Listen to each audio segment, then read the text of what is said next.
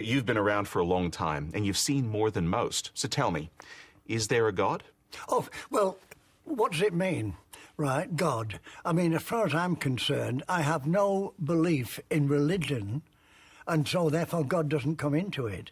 So I have no conception of what you mean by God. So there's nothing that you ever lost? There was no belief you ever had? Or has there been something that happened to you that made you think there couldn't possibly be a God? No, not at all. Even as an infant child, I couldn't distinguish between religious teaching and fairy stories. So I'm not even an atheist, right? So, in other words, if atheism is on the left and religious belief is on the right, my position's somewhere to the left of atheism. Okay. But you went, let's just sort of go back a little bit to your childhood since you brought it up. You went to a Catholic school. Can you give me a kind of thumbnail sketch of, if you had to describe the Catholicism that you encountered at school, how would you describe it? It's quite cruel, actually. In fact, my first experience, my first day at school, in the playground, I remember there was a little garden at the end there, and I remember walking into the garden, right? There was no sign saying don't do it. And I only gone in about 5 or 6 yards, and a priest who was hiding behind a bush jumped up and belted me with a stick and belted my legs, and I came out, right, crying away, and the teacher said, it's your own fault, right, because everyone knows that Father Finn is with God, which meant he'd gone senile, and he used to hate children, right, and he used to wait for any child coming in. Well, that was my, if you like, my experience of Catholicism. Tell me a bit more, though, about your upbringing, about your early years. What was it like to grow up in the Cundall household? We lived and we were brought up in we were the poorest of the poor. Right, and so it was total poverty. My father never, ever, because it was during the Depression. I was born in 1927. And so my father never, ever had a job. So we lived on the dole. And how many in your family? Oh, 6 children. Okay. Right. Where did you come? 6 of us, and I was the second eldest. Right. Right. And 2 died. 2 of the first ones died. One, without question, malnutrition. Right. Just appalling living conditions. Appalling living conditions. And it was terribly sad because the eldest, who was named after the Irish revolutionary, Robert Emmet, so his name was Emmet. Yes. He was 2 years old when he died, and a little boy of extraordinary beauty. Right, he had a great halo of golden curls. I never saw him, of course. We had a photograph of him, and he was just a little boy with a very sad face, and his eyes brimming with tears on this photograph. And my mother, I'll never forget that even when she was in her 80s and she was dying, she cried as she talked about the first son that died. This is women that never, ever forget. Yes. The loss of 2 brothers. Yeah. Did this, did that loss in some way define your early life as you remember? Did it sort of hang? Not at all, did it no. did it drape over your household like a pall? No, don't forget that kind of death was not uncommon in the late mid-1920s, yes. particularly in the poverty-stricken areas, say, of Manchester or Birmingham or whatever. It was quite common. These things occurred. And in fact, there was a lot of brutality around. I mean, there's a lot of wife-bashing that went on. Right, massive amount of it. I mean, my mother, fortunately, was a very strong woman, and she was a victim. My father used to bash hell out of her, right? And she'd go away and take us with him. Well, you know, a great tribe of 6 kids, and go away and stay with an aunt, right? And a face all black where he'd beaten her, and then drunken rage because he used to drink, and that put me off grog forever. And you think, how terrible. And yet, I had the most extraordinarily happy childhood, right? I believe I've been unbelievably lucky. I was only just thinking about it today. It makes you so resilient, you see, to anything. I mean, they can throw anything at me. I can cop the lot. You know, I've been there, seen that. After school, you left school at what age? Well, about 12. So I had the most amazing education from then on. I ran wild through Manchester, and I just ran wild. But I went to every library I could. right? And one of the marvellous things about Manchester, they're very proud of that, was that it was probably a very conservative council at one time, decided that no matter where anybody lived, there should be 3 libraries within walking distance. Sounds like some wonderful dream. It was. And I'll never forget my first visit to the library, because you were not allowed to go to the library until you were 8. And I was born on April the 1st, which causes great guffaws everywhere. But on April the 1st, when I was 8 years old, the head teacher came to me and said, "There you are, Peter, there is your library card." And I'd been waiting so much for this library card. And I ran to the library, ran all the way there. And it was snowing. And it was horizontal snow. So I was covered in snow down one side. I was running in shorts. You don't feel cold, right? Not when you get excited. And I dusted the snow off me and went in there and gave him a card. And she said, "Can I see your hands?" So I looked at my hands. "Go home and wash your hands." Took my card, no problem, no anger, no resentment. Ran all the way home, washed my hands, came back. Now, she said those amazing magic words, "Choose a book." Oh, that moment. And I picked Rudyard Kipling's Just So stories. My goodness. And took it home and read it and came straight back. She said, "Oh, no, only one a day." And so reading has been a great passion. And eventually I was allowed to have 2 books and then 3. But I read a lot, and I wanted to go into the adult section. I read everything I could, and still do. Peter, why? I mean, sorry, just the way that you described the library, you already prove yourself a man close to my own heart. But why did that experience move you so? Oh, because of the sheer beauty of that moment. Choose a book. I was ushered into paradise. I loved it. It was knowledge. I mean, I remember I used to take books home. I'd look at the date stamps and find out the book that no one had wanted ever to read, right? And I'd take it home, right, just to read what it was about, you see. And it was just to find out. I remember once taking one called Crowds home. And I'd one, right? And it was the most amazing book. It was about the behaviour of people when they're in a group, you know. Another one was entitled, it would look like Lead, L-E-A-D. But when I got it home, it was a technical book on lead. You see, you know, it takes you into another world, you know. You're almost describing this like it was a spiritual experience for you. You do have religion after all, Peter. It was in that library. Well, probably. You can call it that. So from the sounds of it, from an early age, you learned a certain degree both of contentment, but also a kind of self-reliance. You fended for yourself, apparently. Oh, absolutely. When I was 11, I used to wag it from school just to go to some lonely place where I could think, right? You know, kind of clay pits. And I was fascinated by the way that weeds grew. I mean, they've got the most powerful roots.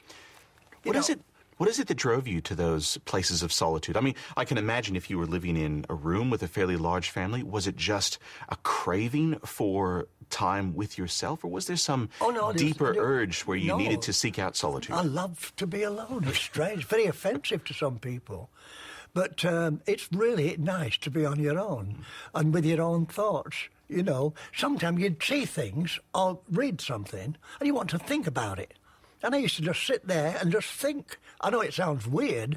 I'd sit there just thinking about working things out. And as I thought in my own mind, my phrase was to catch up. All I wanted to do was to catch up. That's not a weird thing at all, though. In fact, there are great swags of the Christian and even Buddhist traditions that would describe that as contemplation. I mean, would you think of yourself as a kind of contemplative person? Not really, but I mean, that's one of these flexible words to be, you know, to contemplate something. All it means is to think, right? Peter, after school, you worked as a milk boy and then as a tram conductor. But towards the end of World War II, you were conscripted into the army. And it was there that you had quite a different experience of solitude. You spent 6 months in solitary confinement. What led up to the point where you saw yourself in prison? Well, I was at a place in southeast Austria, a place called St. Paul, or St. Paul as we'd call it. And there was this 1,000-year-old monastery.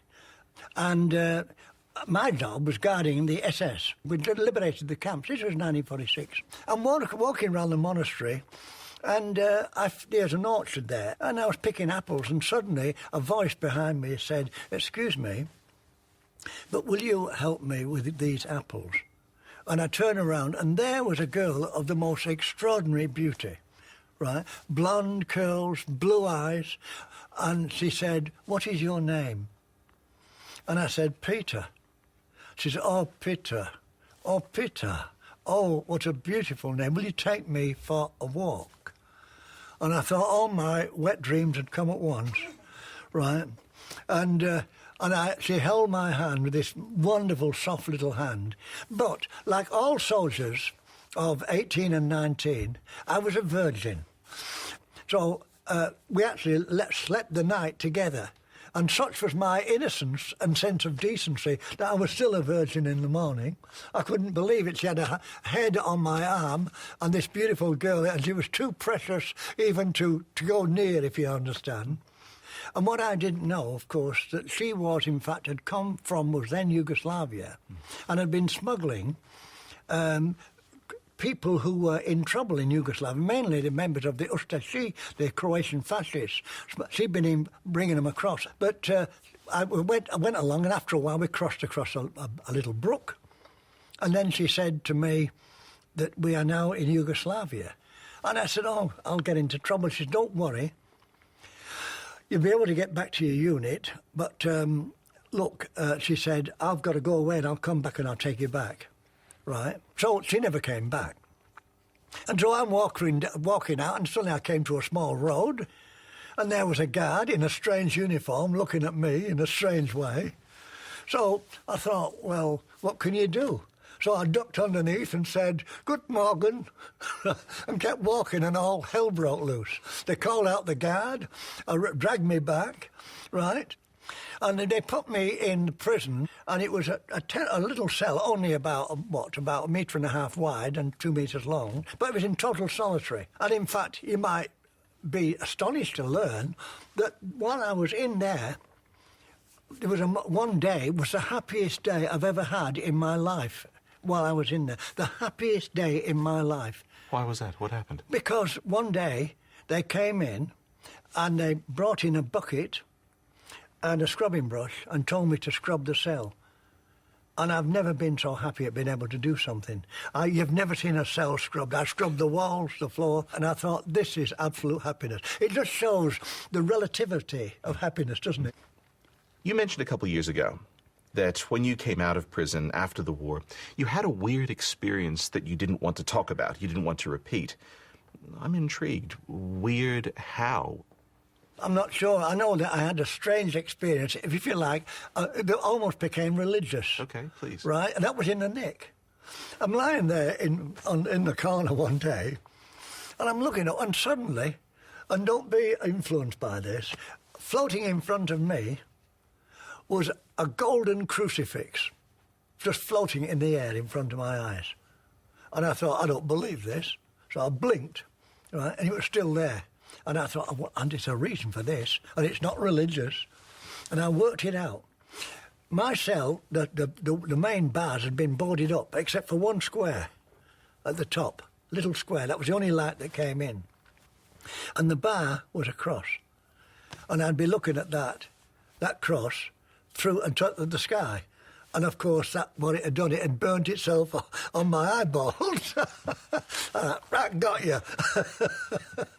You can understand, though, how some people might have seen that as a sign. Oh, indeed. Well, absolutely. And I believe that many of religious experiences are of a similar nature.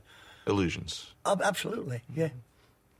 Let's widen things out a little bit and talk about how we derive meaning from different experiences in life. Tell me about something that you've witnessed that left a deep and lasting impact on your life.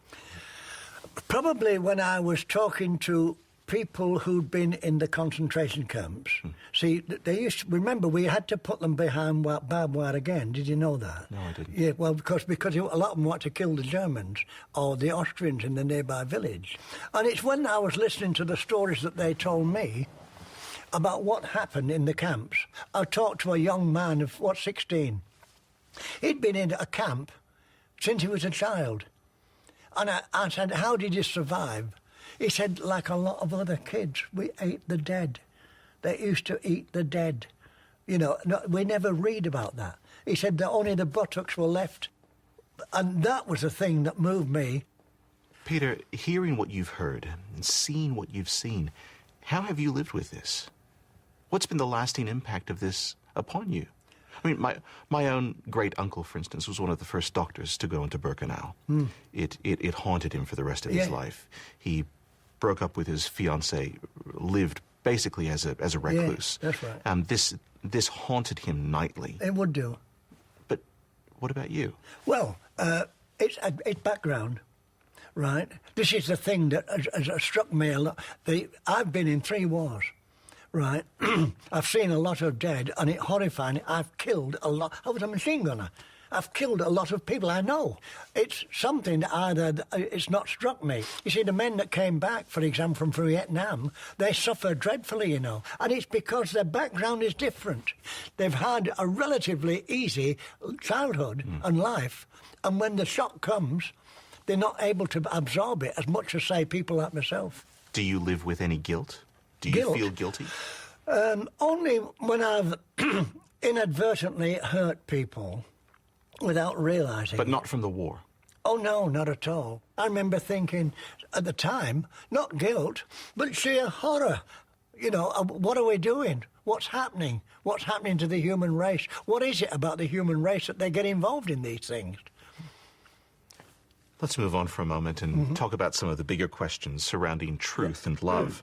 For many people, love is a great source of meaning in their life. How have you been loved yourself?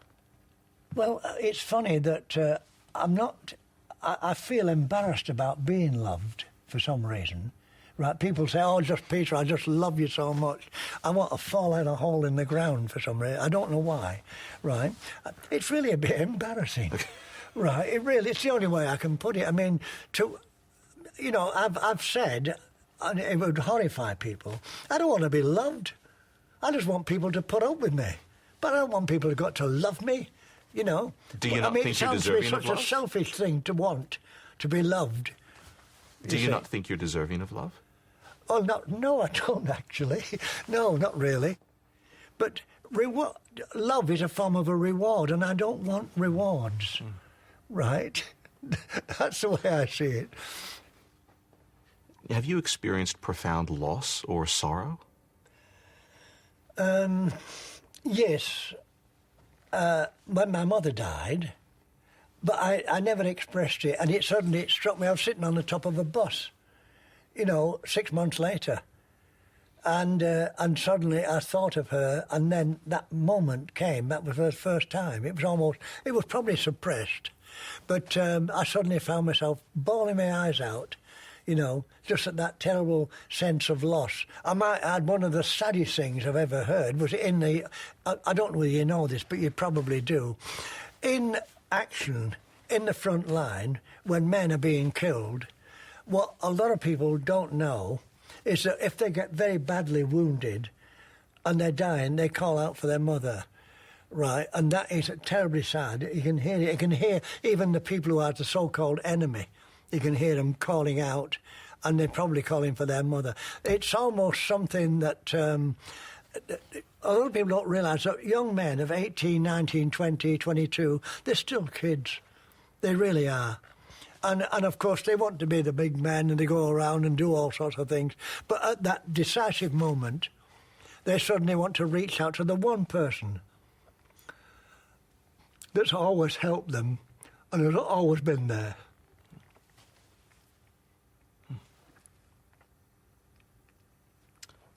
Let's move on to a happier note, shall we? Yeah, thank you. Where have you found happiness? Oh, in the most simplest things. I mean, this will make anyone laugh because it's so ridiculous. I mean, last week I sowed my broad beans and planted some garlic.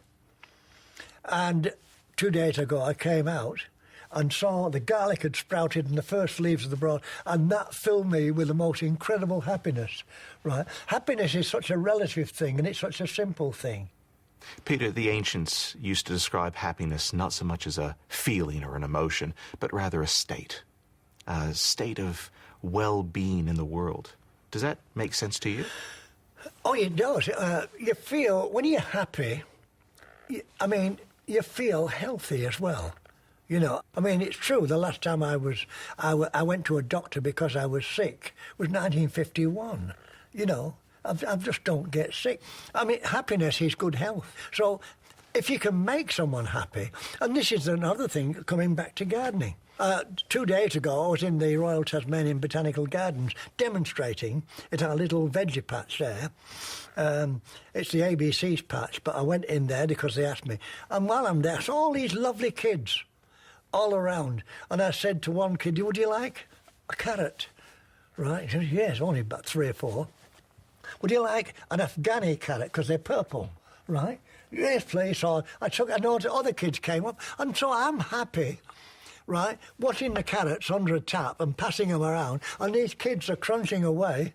I mean, that's the simplicity of happiness. It's giving, and the pleasure you get on seeing what you're giving being received. Do you ever experience awe? Oh, yes, non-stop. Non-stop. I mean, believe it or not, I mean, if I'm in the garden, I see a spider's web with a dew on it. That fills me with awe. I remember we made a television programme in a rainforest a few years ago. And I said, look at that little speck, what is it? And the cameraman said, just a minute. And he rushed back and he got another lens and screwed it on.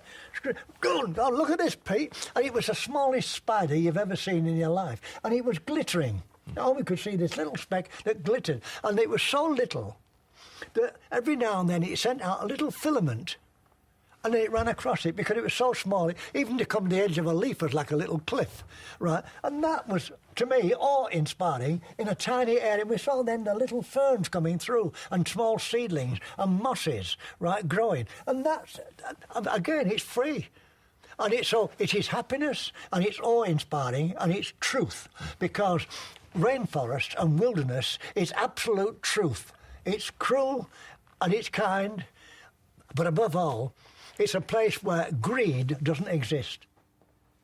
Let's move on to some final things. Death and old age. You've said old gardeners never die. They just slowly turn into the most magnificent compost. Perhaps a very poignant question for you is, what is the meaning of death? I find it hard to comprehend. On the one hand, I'm curious to find out what it's like to die.